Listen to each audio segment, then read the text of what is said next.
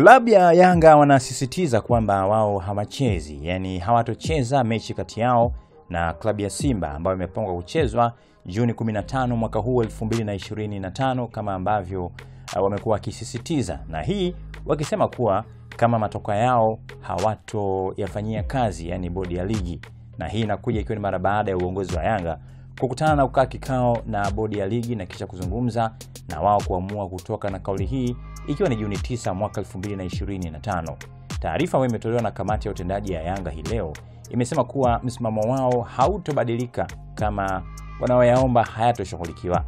Akizungumza mara baada ya mkutano huo Juni 9, 2025 uliofanyika katika makao makuu ya bodi huko Ilala, Dar es Salaam, makamu wa rais wa Yanga Arafat Haji amesema kwamba klabu yao imeshiriki kikao hicho kuwasilisha msimamo wa wanachama na mashabiki wao.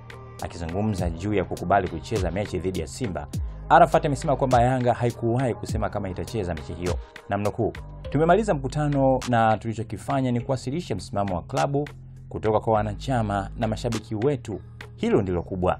Hapa alikuwa akiwaambia mashabiki wa Yanga waliokuwa nje ya jengo ambako kumefanyika mkutano huo.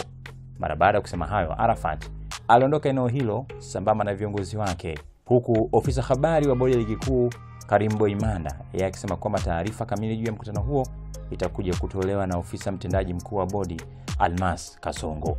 Sasa kama haitoshi, Yanga wakaamua kuandika sasa taarifa rasmi katika ukurasa wao mtandao wa kijamii wa Instagram, wakisema kwamba uongozi wa Yanga African Sport Club unapenda kutaarifu umma kuwa tarehe 7 Juni mwaka 2025 tulipokea barua kutoka bodi ya ligi kuu Tanzania kwa ajili ya kuhudhuria kikao maalum cha kujadili masuala ya uzuio wa mchezo nambari 184 wa ligi kuu ya NBC Yanga dhidi ya Simba.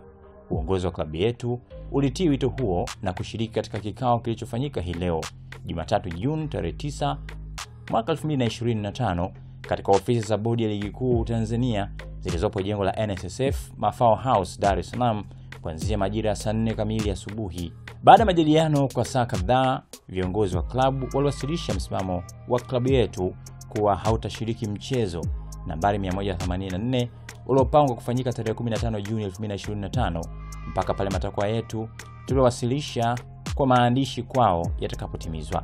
Tunawatakia kila la kheri bodi ya ligi na shirikisho la mpira wa miguu nchini katika kushughulikia matakwa yetu yenye mustakabali mkubwa kwenye maendeleo ya mpira wa miguu Tanzania. Imetolewa na kamati ya utendaji Young African Sport Club. Wao wakawa wameandika hayo. Sasa tunasubiri kuona nini ambacho kitafuata.